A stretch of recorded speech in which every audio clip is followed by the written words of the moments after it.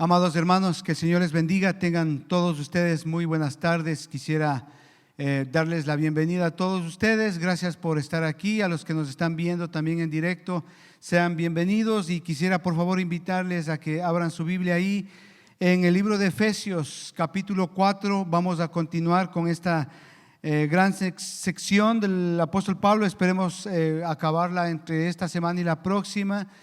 Muy importante esta sección, hermanos. Vamos a leer ahí desde el versículo 25 al versículo 32, así que por favor acompáñeme usted a leer ahí.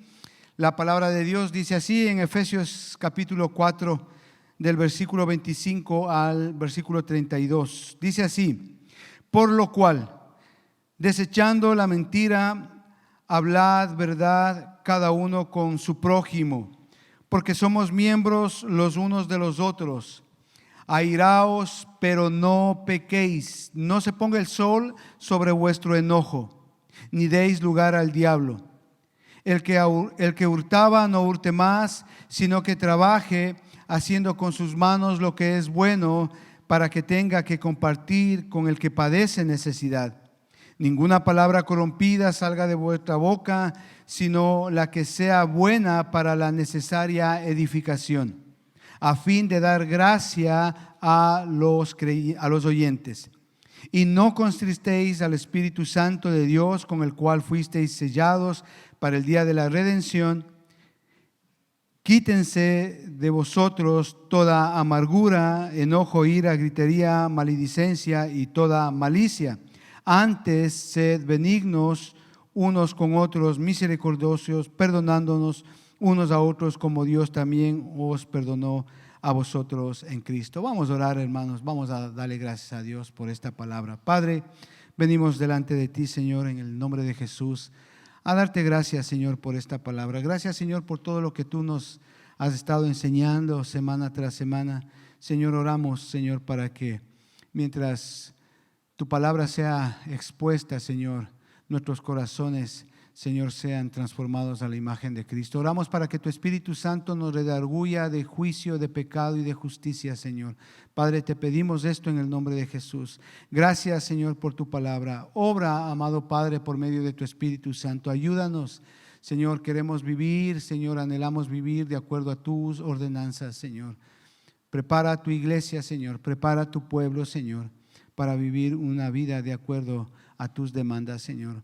Oramos, Señor, para que tu Espíritu Santo nos capacite en este sentido, nos ayude, Señor, a vivir una vida de acuerdo a lo que tú quieres que seamos delante de ti. Esto te lo pedimos, amado Padre, en el nombre de Cristo Jesús. Amén y amén.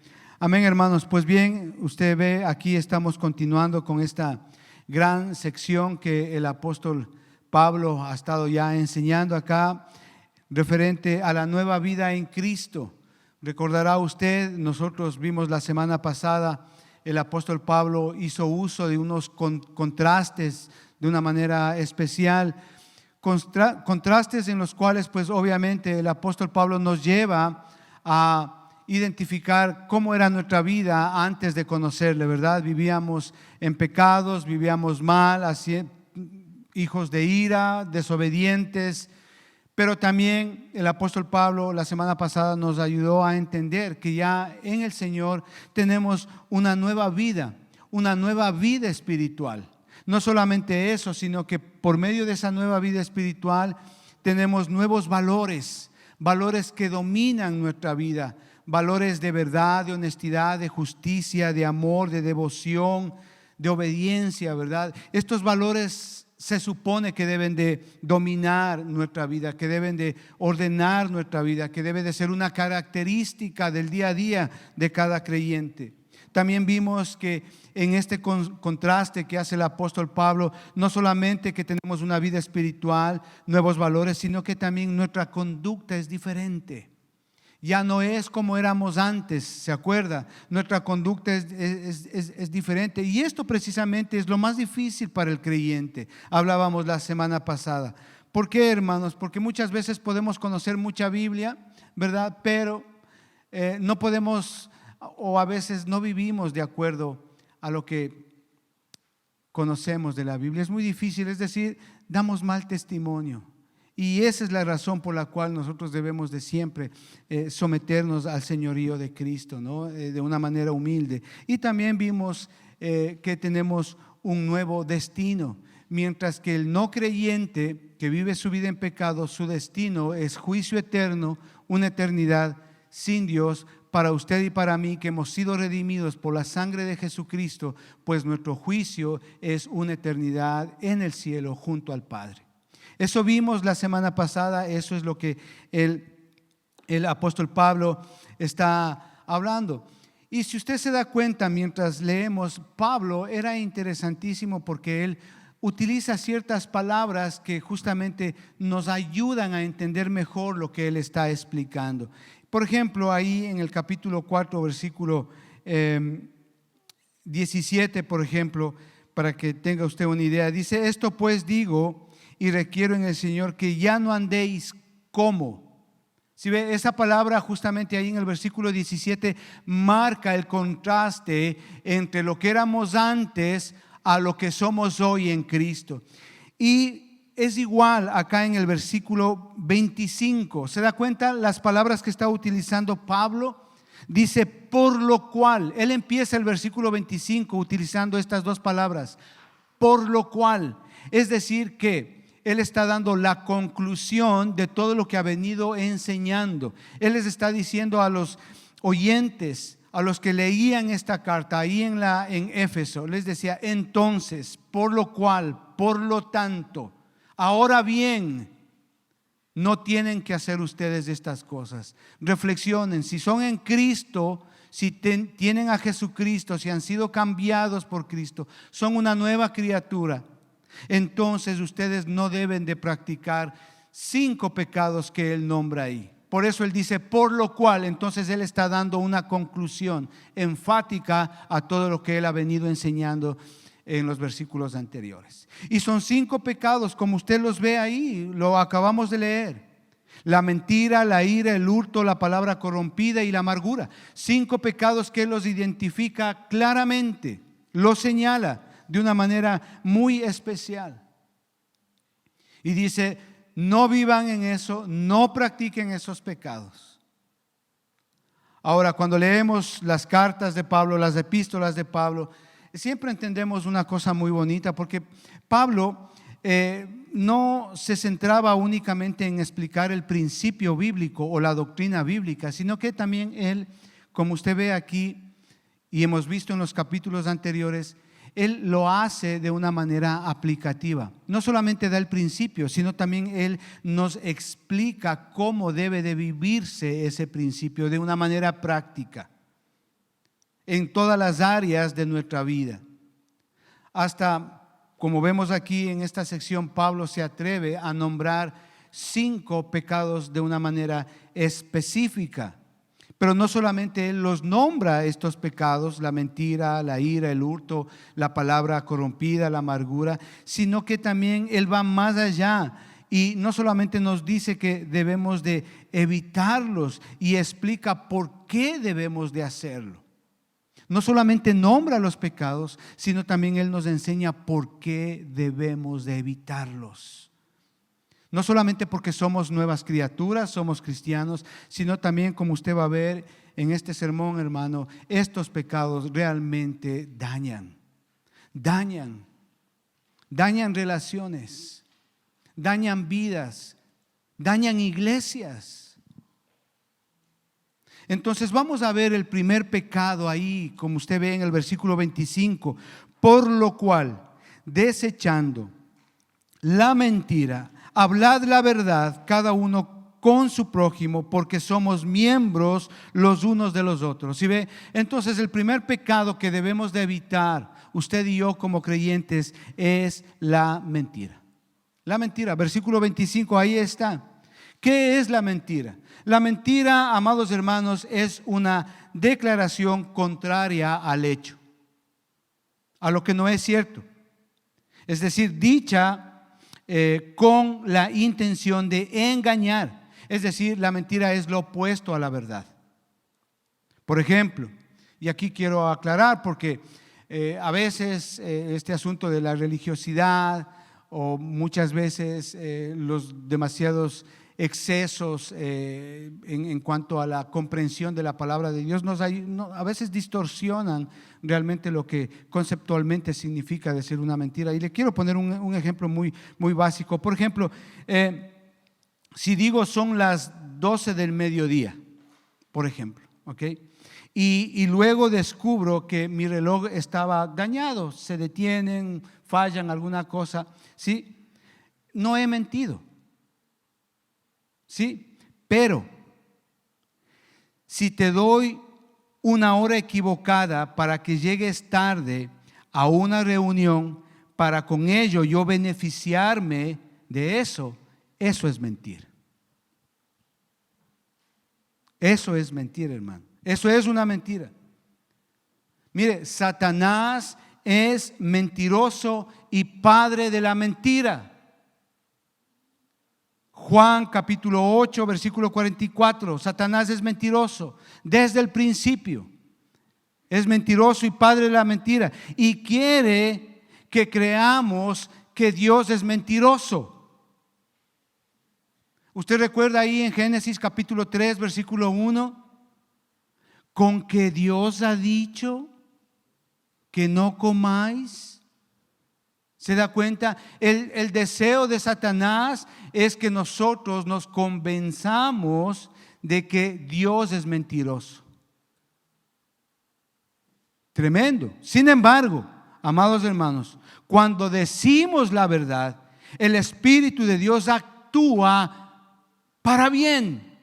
Juan capítulo 8 y versículo 32 dice así: y conoceréis la verdad y la verdad os hará libres. ¿Entiende usted? La verdad es poderosísima, es tan poderosa que es justa en sí misma y hace justicia. No necesita que la defiendan. La verdad es justa en sí misma y hace justicia. Pero cuando decimos una mentira, Satanás obra. Ahora, en esto, amados hermanos, muchas veces nosotros caemos en un error, porque nos gusta pensar que ayudamos a la gente al mentirles, ¿verdad?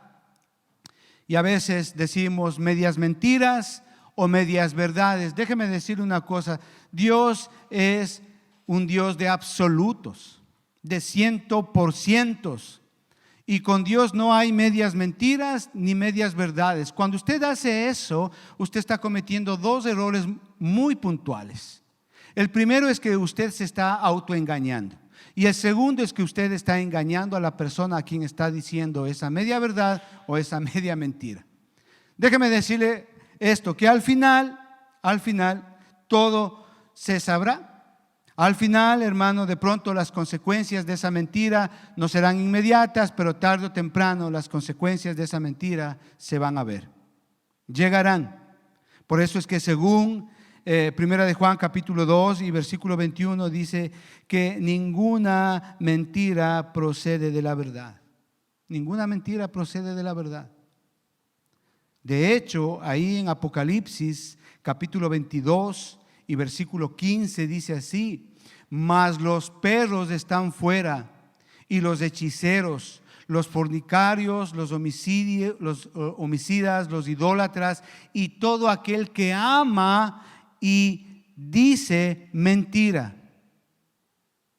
¿Qué quiero decirles? Que hay un lugar preparado, que Dios ha preparado, para que todos los que mienten y hacen mentira estén ahí por una eternidad sin el Señor. El infierno está preparado para todos aquellos que aman y hacen la mentira. Ahora bien, esto no significa que cualquiera que alguna vez hayamos mentido nos vamos a ir al infierno, no, sino aquellas personas cuya vida están dominadas por la mentira. Es decir, su estilo de vida es ese: mentir a todo lado, en todo momento, en cualquier circunstancia, mienten. Déjame decirle, conozco personas así. Incluso a veces vienen incluso hasta acá a la iglesia, pero su vida es de continuo la mentira. Aman la mentira, viven en la mentira, engañan a sus seres queridos.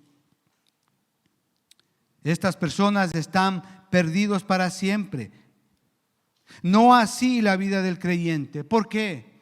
Porque nuestra vida como creyentes, como vimos la semana pasada, está controlado por nuevos valores. Y uno de esos valores es la verdad. Y dos, amados hermanos, nuestros pecados han sido perdonados en virtud del sacrificio de Jesucristo.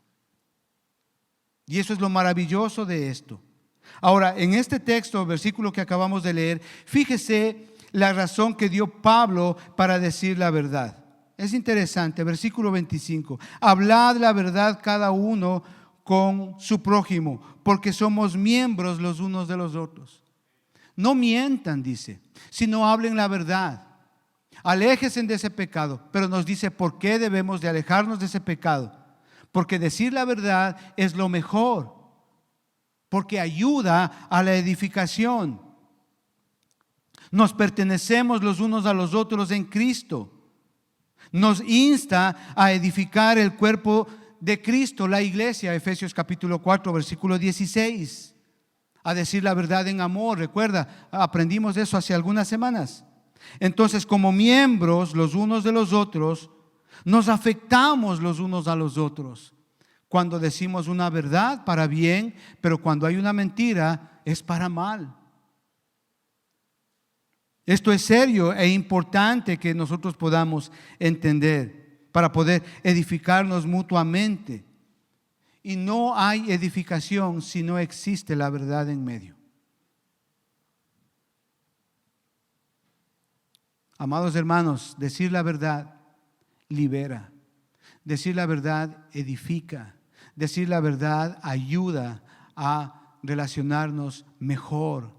Decir la verdad, amados hermanos, es una expresión de un genuino amor. Decir la mentira es todo lo contrario que acabé de decir.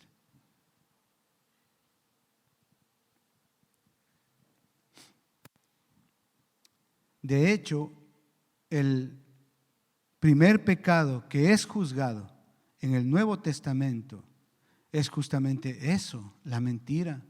Hechos capítulo 5, recuerda usted, Ananías y Zafira mintieron, dice la palabra de Dios, al Espíritu Santo e inmediatamente murieron. La mentira.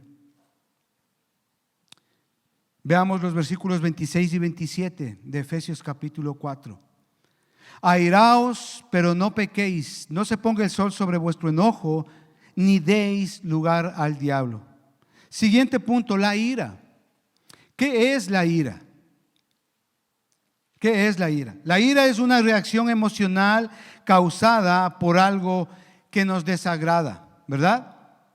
Ahora, en sí misma y bíblicamente la ira no es pecado, porque aún Dios se aira, se molesta. Imagínense Dios enojado. Wow. Yo creo que no deberíamos de estar junto a Dios en ese momento, hermano, déjeme decirle. Pero la Biblia nos enseña que Dios se enoja, se aira. Es decir, la ira no es pecado, hermano. Y vamos a explicar esto, ¿por qué? Salmo capítulo 2, versículo 12 dice así, es un salmo mesiánico, hablando justamente de Jesucristo. Dice así: honra al Hijo para que no se enoje. Es decir, que tenemos que honrar al Señor Jesucristo. Está hablando de ahí, del Señor Jesucristo. Para que no se enoje, ¿quién? Dios.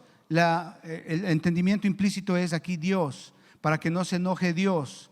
Y perezcáis en el camino, pues inflama de pronto su ira. Bienaventurado todos los que en Él confían. Dios se aira cuando no honramos a Jesucristo. ¿Se ha puesto a pensar eso en usted de esto?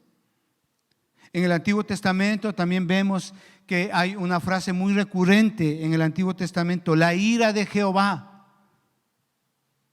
Números capítulo 25 y versículo 4 dice así: y Jehová dijo a Moisés: toma a todos los príncipes del pueblo y ahórcalos ante Jehová delante del sol, y el ardor de la ira de Jehová se apartará de Israel. La ira de Jehová, esto es serio, hermano.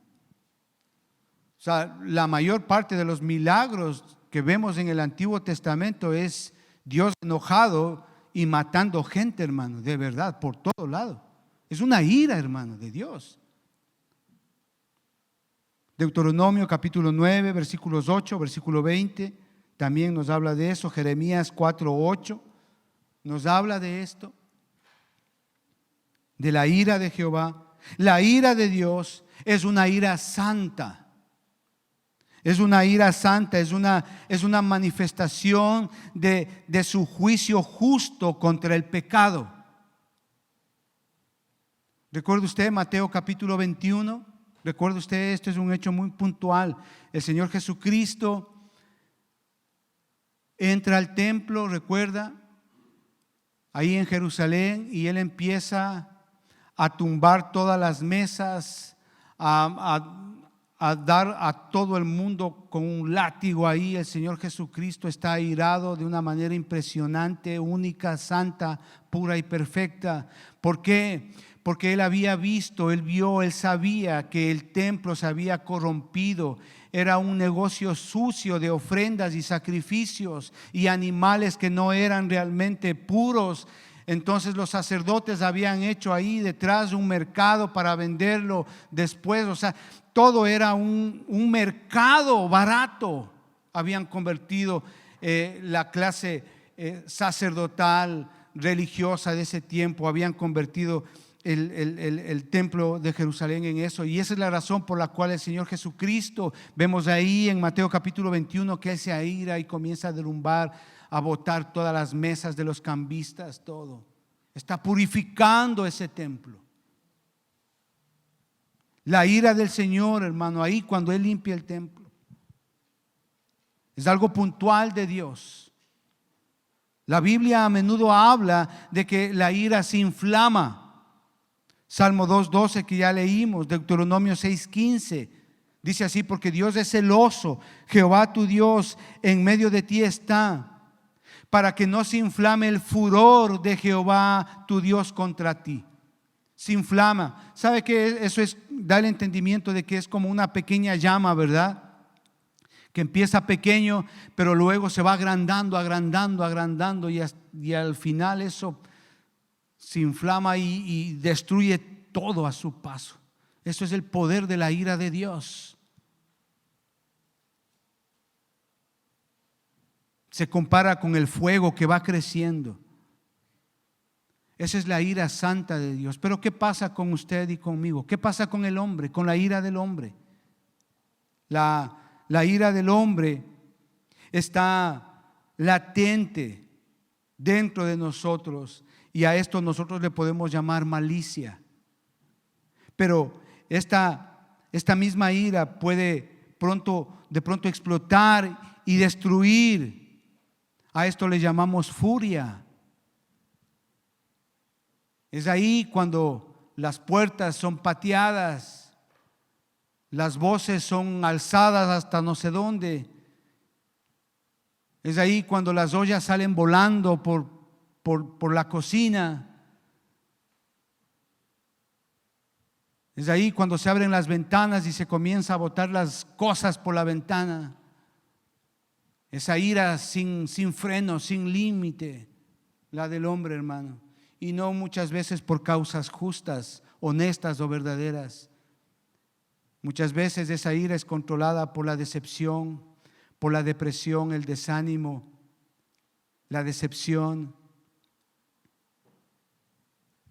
En nuestro caso, amados hermanos, como creyentes, es difícil practicar una ira santa, muy difícil, casi imposible, en cuanto a una indignación justa. ¿Por qué, hermanos?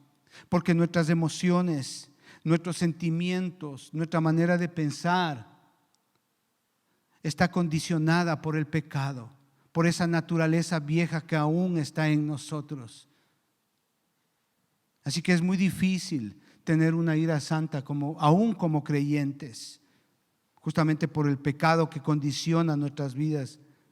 ¿Por qué? Porque también no tenemos el mismo conocimiento que Dios tiene. Dios tiene conocimiento de todas las cosas. Dios ve todo con claridad y conoce completamente todo. Nosotros no. Parece ser que en un principio aquí en el Nuevo Testamento, parece ser que el creyente debe de airarse contra el pecado, pero amar a la gente.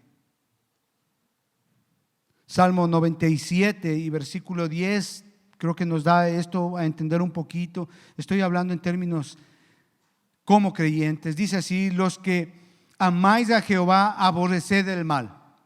Es un llamado para usted y para mí a aborrecer el mal. ¿Sí? ¿Por qué dice? Porque Él guarda las almas de sus santos, de mano de los impíos Él nos libra, dice ahí. ¿Se da cuenta? El Señor nos manda a aborrecer el mal. Muchas veces, amados hermanos, hay disensiones entre creyentes, hay malos entendidos entre creyentes. Por eso es que Pablo dice ahí: airaos, pero no pequéis. ¿Sí? Que no se ponga el sol sobre vuestro enojo, dice. ¿Se da cuenta?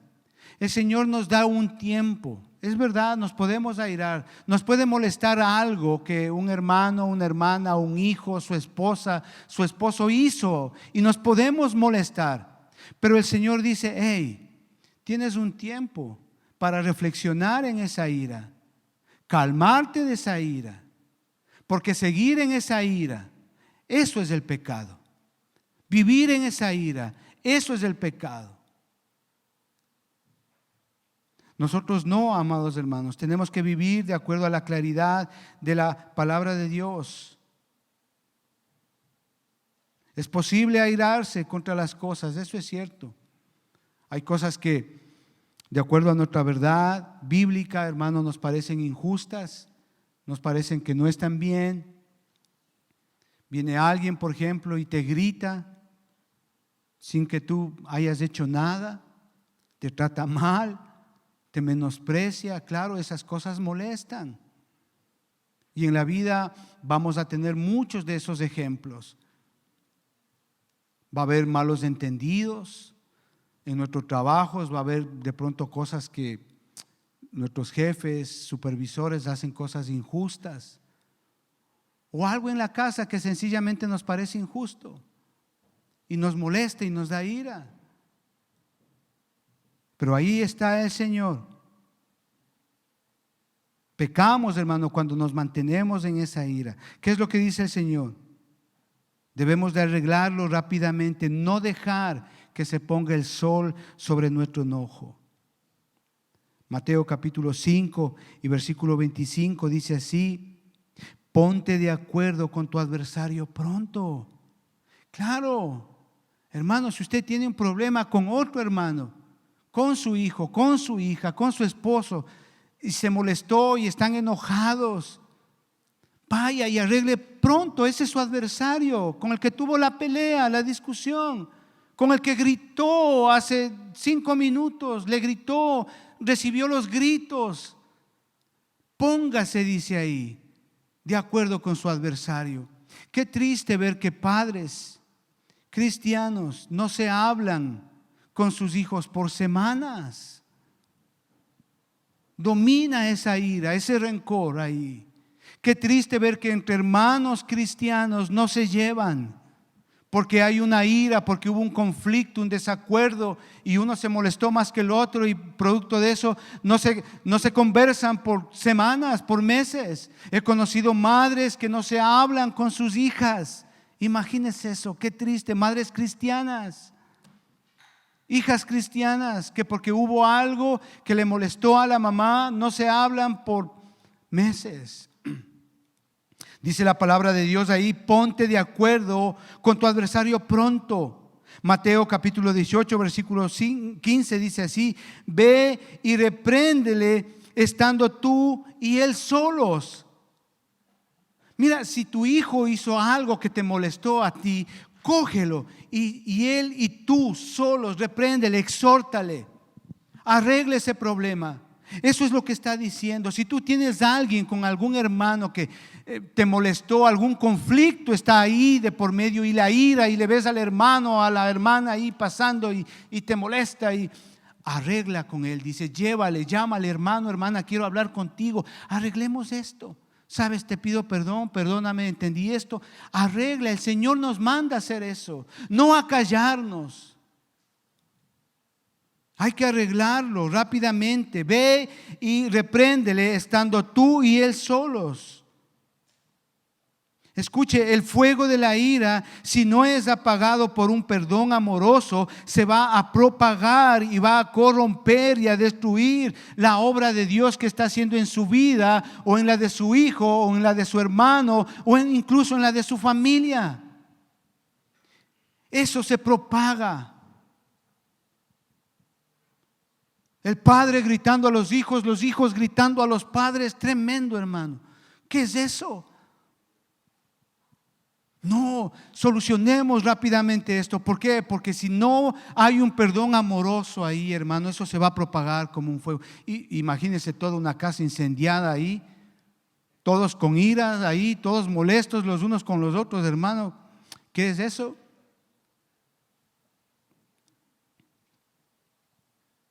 De acuerdo con Jesús, hermano, el primer paso para el homicidio es la ira. Esto es terrible y serio. Acompáñame a Mateo capítulo 5, del versículo 21 en adelante. Dice así, Mateo 5, del 21 en adelante, dice así: oísteis que fue dicho a los antiguos, no matarás, y cualquiera que matare será culpable de juicio. Pero yo os digo, cualquiera que se enoje contra su hermano será culpable de juicio, y cualquiera que diga necio a su hermano será culpable ante el concilio, y cualquiera que diga fatuo quedará expuesto al infierno de fuego. Por tanto, si traes tu ofrenda al altar y allí te acuerdas de que tu hermano tiene algo contra ti, deja allí tu ofrenda delante del altar y anda y reconcíliate primero con tu hermano, y entonces ven y presenta tu ofrenda. Qué hermoso, hermano. No importa la cantidad de dinero que usted ponga en la canasta de las ofrendas, hermano, déjeme decirle eso, no importa. Si usted viene con esa ofrenda y en su corazón hay rencor contra otro hermano, esa ofrenda no vale para absolutamente nada. El Señor nos manda, detente, deja ahí, regresa, ponte a cuentas con tu hermano. Eso nos manda el Señor. Deja allí tu ofrenda delante del altar y anda, reconcíliate primero con tu hermano, y entonces ven y presenta tu ofrenda. Ponte de acuerdo con tu adversario pronto, entre tanto que estás con él en el camino. No sea que el adversario te entregue al juez y el juez al alguacil y seas echado a la cárcel. ¿Serio? ¿Sabe que la ira da lugar al diablo a que haga lo que quiera con su vida? Eso es lo que hace.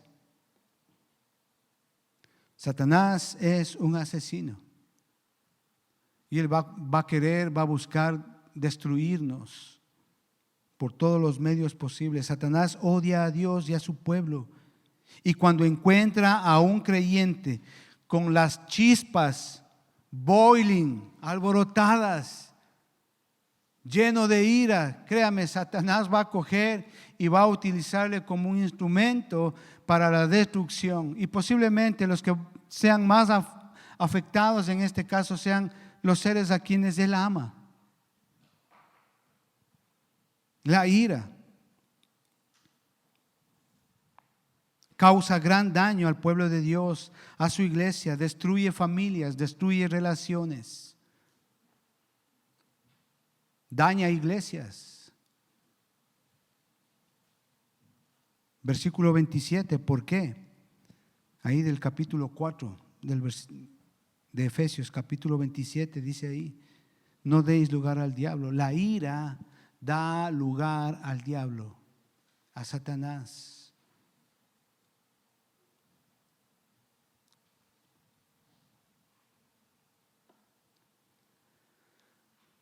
¿Cuánta gente hemos dañado muchas veces por esto? ¿Se da cuenta? Y gente que posiblemente amamos. Ahí decimos una palabrota, ahí un gesto, una acción con ira. Usted soltó el plato de comida así, toma tu comida. Ahí está. Usted ve la camisa ahí mal planchada y dice, esto me voy a poner. Ira dominando a la persona. Bueno, Salomón tenía una receta para eso. ¿Quieres saber cuál era la receta para la ira? La mansa palabra aplaca la ira, dice, ¿verdad? Proverbios capítulo 15, versículo 1. La mansa palabra aplaca la ira, mas la palabra áspera hace subir el furor, dice. Proverbios 14, 29 también es otro gran ejemplo de esto.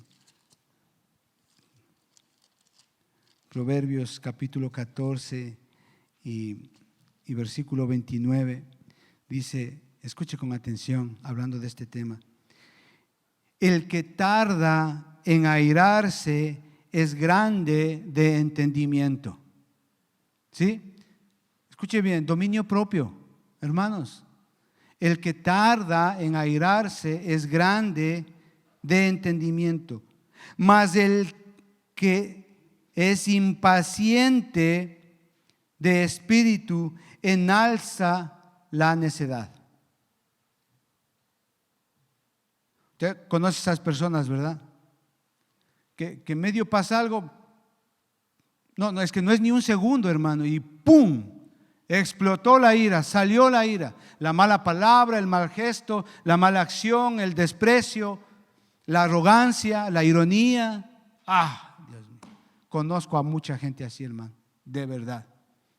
Pero la palabra de Dios dice, el que tarda en airarse es grande de entendimiento. Hermano lindo, el Señor está diciendo acá dominio propio. El Señor nos ha dado la capacidad. El Señor nos ha dado un poder grande que se llama Espíritu Santo, que vive en nosotros, el cual nos da un espíritu de valor y dominio propio. Sí, a veces hay gente que es así, que nos hace tener muchas iras, hermano. Pero hay que pedirle al Señor, dame un espíritu de valor y dominio propio. Dame una palabra mansa para esta, ¿verdad? A veces nuestros hijos cometen el mismo error 10,000 veces, hermano, y claro, se nos... palabra mansa, ¿verdad? Aguantarse, morderse los dientes, irse al cuarto, gritar ahí y luego salir, ¿verdad? A veces con mi esposa también tenemos pequeños conflictos. Claro, hermano, ¿por qué negarlo? ¿Verdad? Si las ollas pasan así, volando a veces así, que me toca esquivarme así. Sí. No, a veces huyo, yo salgo corriendo ya, digo, no, vuelvo de noche antes de que el sol se ponga. Pero eso pasa todos los días, hermano. No podemos negar esto, entienda. Mi esposa se enoja porque no saco la basura muchas veces. Y claro, tiene razón, no saco. Claro, se enoja. Entonces, claro, ahí va la palabra mansa, ¿no? Mi hijita, mi amor, mi vida. Y claro, ya comienza y me dice, ya me estás labiando, así me convenciste.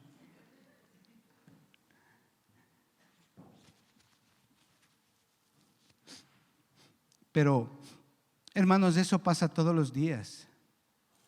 Así que debemos de pedirle al Señor que nos dé un espíritu de valor y dominio propio.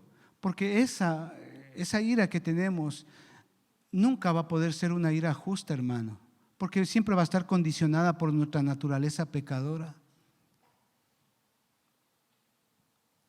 Tercer punto, versículo 28. Regresemos nuevamente a Efesios. Versículo 28.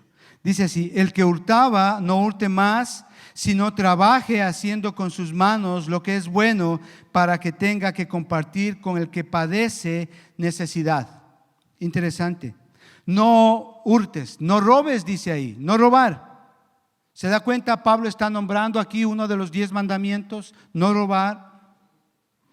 Y cuando nosotros leemos los 10 mandamientos que el Señor Jesucristo, que Dios da al pueblo de Israel, no hurtarás, usted se da cuenta que implícitamente acá el Señor está instituyendo el valor a la propiedad privada. Esto es interesante, hermano. ¿Qué quiere decir esto? Que cualquier persona tiene derecho a convertir su fuerza de trabajo en ganancia y a mantener esa ganancia y usarla como a bien tenga. Esta es la razón por la cual Dios dio a su pueblo muchísimas leyes, justamente para proteger la propiedad privada, lo que uno trabaja, lo que uno hace. Imagínese, hermano, usted trabajando 50 años y resulta que le robaron la finquita, que no hay tal finquita, hermano, es duro, eso duele. Y así ha pasado muchos casos. Nosotros que somos latinoamericanos aquí en Europa, hermano, mucha gente trabajando por muchos años y ellos que van a sus países pierden casa. Imagínense, tremendo, ¿no? Entonces, claro, incluso estas leyes que Dios da al pueblo judío para proteger la propiedad privada, justamente muchas de estas leyes son vigentes hoy en muchas constituciones de muchos países. No robar, yo creo que es una ley universal, ¿no? Les digo esto porque, hermanos, porque el hurto, el robo, fue un pecado muy común en los tiempos de Pablo, en los tiempos de Jesucristo, por los esclavos, ¿verdad? Obviamente los esclavos en esos días, en los días de Pablo, por lo general eran muy mal cuidados, ¿verdad? Y con muchas necesidades, y esas falta de cosas que tenían ellos hacía que ellos les roben a sus amos. Y es triste, ¿no? Porque, por ejemplo, ahí cuando Pablo escribió a Tito, ahí en Tito capítulo 2, versículo 10, él les ordena a los esclavos creyentes, porque habían esclavos que venían a Cristo, pero también habían sus amos que también venían a Cristo y eran parte de la misma iglesia. Imagínense, el amo y el esclavo en la misma iglesia. Es increíble, ¿no? Y Pablo le exhorta y le dice a Tito: oye, enseña a los esclavos que no roben a sus amos, y a los amos que sean diligentes y que cuiden de sus esclavos. Es decir, Pablo está mostrando ahí un balance para que ellos puedan vivir y trabajar juntos, ¿no? Eso es lo que Pablo está haciendo acá. Pero no solamente los esclavos solían robar. En la iglesia de Éfeso también robaban, por eso es que dice esto. Y creo yo con seguridad al 100% de que todos en alguna ocasión, en algún momento robamos, ¿verdad? Todos hemos robado en alguna ocasión, todos. En una ocasión, le voy a contar esto, no dirá nadie, por favor. En una ocasión, cuando yo era pequeño, tendría unos 12, 13 años, algo así, pero eso, por favor, no hagan ustedes que están oyendo, eso es, le cuento así como historia pasajera. Mi abuelito, arriba donde él vivía, tenía su sillita. Ustedes saben, los viejitos de antaño, tenía su sillita, y en la sillita él ponía su leva y con el bolsillito aquí y el bolsillito lleno de un fajo de billetes ahí que tenía. Sucres había en ese tiempo en mi país.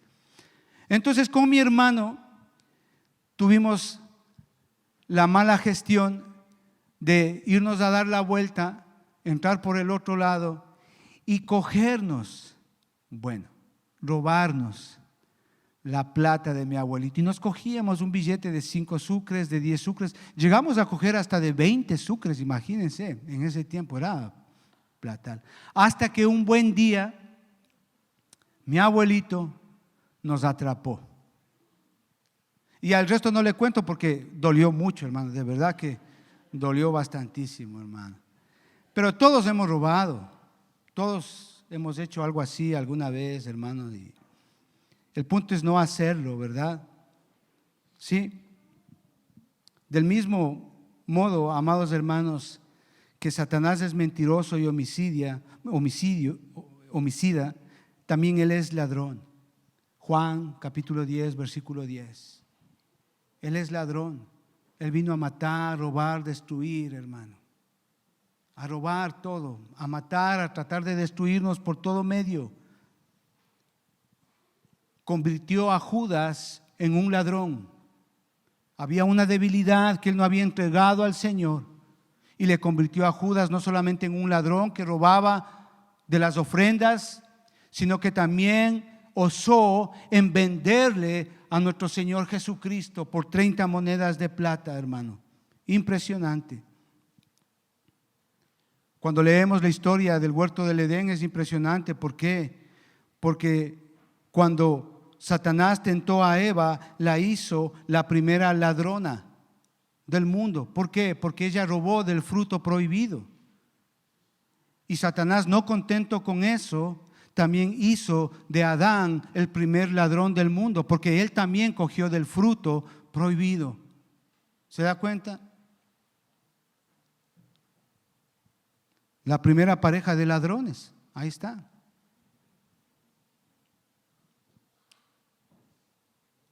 Sin embargo de eso, ya que el primer Adán fue un ladrón y fue echado del paraíso, el segundo Adán en la cruz le ofreció perdón, ¿verdad? El Señor Jesucristo en la cruz le ofreció perdón a ese ladrón y le dijo: hoy vas a estar conmigo en el paraíso. Qué hermoso, qué maravilloso, hermanos. Darle gracias a Dios por eso. Jesucristo nos perdona. Amados hermanos, debemos decir la verdad en amor. Somos miembros los unos de los otros, porque decir la verdad en amor, amados hermanos, fortalece las relaciones, edifica relaciones. Debemos de controlar la ira a fin de no dar lugar al diablo y destruir relaciones y tal vez dañar a la gente a quien amamos. Tercer punto, amados hermanos, debemos de trabajar. Debemos de trabajar, hermanos, honestamente para compartir, como dice Pablo ahí, con los que padecen necesidad en términos de ayuda, provisión, piedad. Debemos de trabajar para ayudar a los demás. Amados hermanos, no solamente se trata de trabajar y cuidarse uno mismo, de robar. Nota usted lo que Pablo está diciendo: trabaja para que ayudes a los demás. Hermanos, aún el trabajo honesto puede convertirse en egoísmo, como la viejita que siempre barre para adentro, hermano. No, Pablo va más allá y él dice: trabajen, está bien y gloria a Dios, pero para ayudar al prójimo, para ayudar al necesitado. En ese tiempo había viudas, había gente discapacitada, toda esa gente necesitaba ayuda y ese era el motivo para que ellos puedan ayudar. Espero, amado hermano, que su trabajo, su empleo, y si usted trabaja honestamente, gloria a Dios por eso, pero que ese trabajo no domine su vida, no le convierta a usted en un ser egoísta. Es bueno que trabaje, y gloria a Dios, y acá los esposos todos somos llamados a trabajar, a salir y trabajar, a sustentar, a proveer la casa. De hecho, había una regla ahí en el Nuevo Testamento, segunda de Tesalonicenses capítulo 3 versículo 10, porque siempre, usted sabe, hay vivos en todo lado, hay vivos. Y claro, había esos vivos que no trabajaban ahí en la iglesia primitiva y claro, solo vivían de las ofrendas de los hermanos y todas esas cosas. Terrible. Entonces Pablo ahí les dice: no. Si usted es perezoso, salga de aquí de la iglesia, vaya a trabajar. Eso dice en ese texto. O bueno, la idea da eso. Obviamente aquellos que son impedidos, está bien, no pueden trabajar, pero otra cosa es no querer trabajar, ¿me entiende? Ok. Todos aquí hemos mentido, ¿verdad que sí? O tal vez usted está viviendo una mentira ahorita mismo.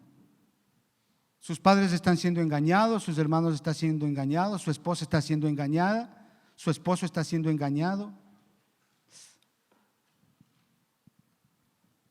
Todos nos hemos molestado, ¿verdad? La ira. Todos hemos robado. Todos hemos hecho eso, hermano. Vamos al libro de los Salmos, por favor. Salmos capítulo 32.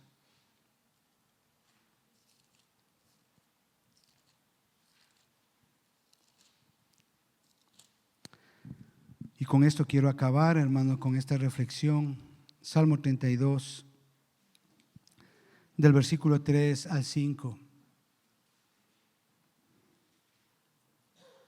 Dice así: mientras callé ¿qué? Mi pecado. ¿Sí?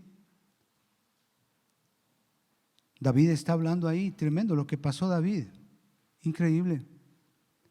Dice: mientras callé, se envejecieron mis huesos y mi gemir todo el día, porque de día y de noche se agravó sobre mí tu mano. Se volvió mi verdor en sequedad de verano. Mi pecado te declaré y no encubrí mi iniquidad.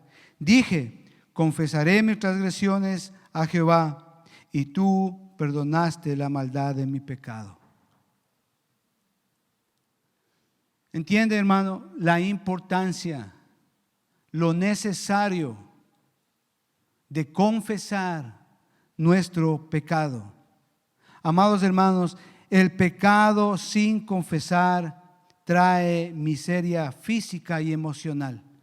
Y eso nos está mostrando. Y el rey David está diciendo eso. Mientras callé, mientras no confesé mi pecado, mis huesos envejecieron, mis fluidos, la sangre.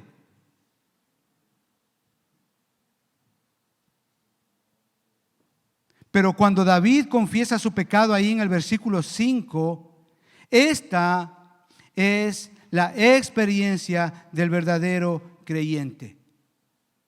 Uno de los rasgos distintivos de un verdadero creyente que ha nacido de nuevo es justamente eso, la confesión de su pecado. Cuando peca, no ignora su pecado como que, no pasa nada, nadie me vio, nadie sabe. No. Él confiesa su pecado. Él no hace como que si no pasa nada aquí. No se trata de que nadie le vio, no se trata de que nadie le conoce. No, hermano, es entre usted y el Señor. ¿Sabe por qué? Porque el Espíritu Santo siempre está actuando en ese creyente. Y el Espíritu Santo nos redarguye de pecado, de justicia y de juicio. Y nos lleva a dos cosas muy puntuales: la confesión y el arrepentimiento. Eso hace el Espíritu Santo en la vida de un verdadero creyente, hermano. No se deleita con el pecado, no se alegra por el pecado, se compunge, le da tristeza delante de Dios, se aflige de corazón porque sabe que está pecando. Esa es la obra del Espíritu Santo, que nos redarguye de pecado, de justicia y de juicio. La marca distintiva de un creyente es esa, mis hermanos: confesar el pecado. ¿Por qué? Porque no nos deleitamos, nos desagrada. A veces pecamos conscientemente o inconscientemente, y eso es cierto. Podemos robar, podemos mentir, podemos tener ira, como usted ve. Pero, hermano, el Espíritu Santo nos habla y nos dice: hey, estás haciendo mal, ponte de acuerdo con tu hermano ya, pídele perdón a tu esposa ya, habla con tu hijo, con tu hija ya. Eso es lo que hace el Espíritu Santo. Y nos hace feo vivir en pecado. No nos gusta. Esa es la obra del Espíritu Santo. Primera de Juan, capítulo 1, versículo 9. ¿Qué dice? Lo sabemos muy bien. Que si confesamos, dice ahí, nuestros pecados, el Señor es fiel y justo para perdonarnos y limpiarnos de toda maldad. ¿Nota usted ahí No dice Dios que simplemente Él es misericordioso para perdonar, aunque ciertamente Dios lo es. Lo que dice ahí que Dios es fiel y justo. ¿Qué quiere decir eso?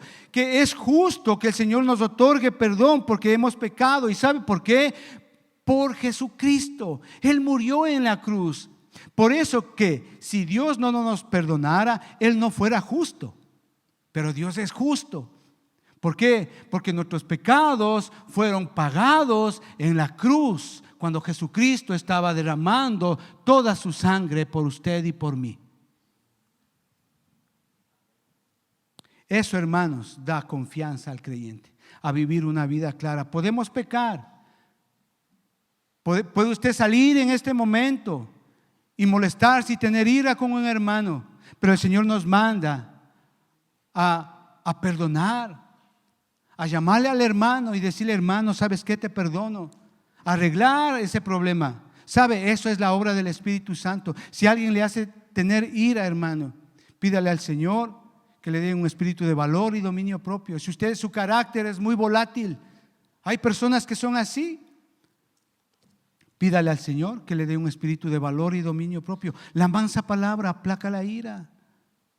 Tarde en responder, tarde, hermano. Sí, a veces nos molestan cosas, de verdad. Tarde en responder.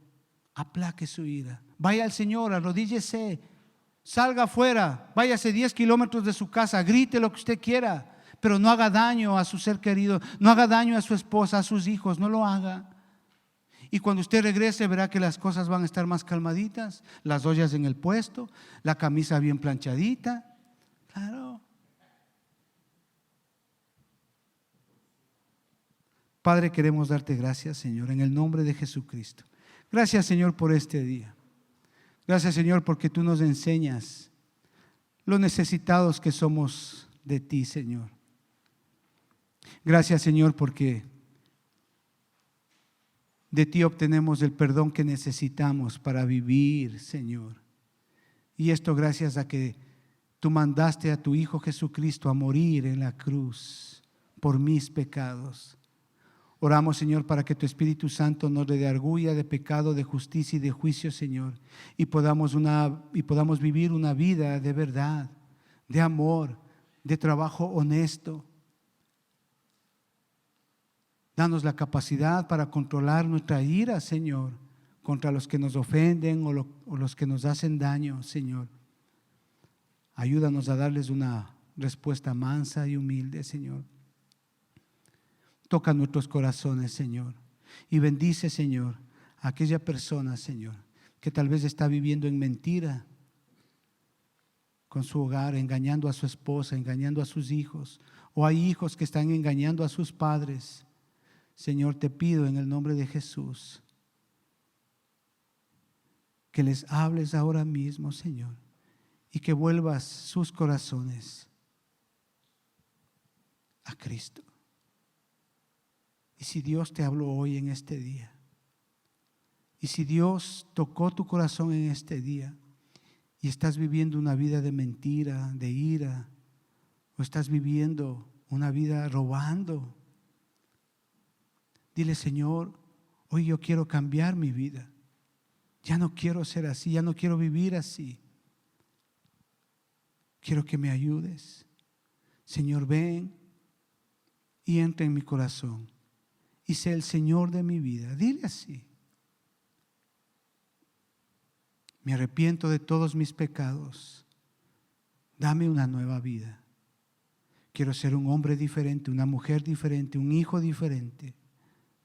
Quiero vivir lejos de estos pecados. Te lo pido, Padre, en el nombre de Cristo Jesús. Amén y amén. Amén, hermanos. Que Dios les bendiga. Muchas gracias.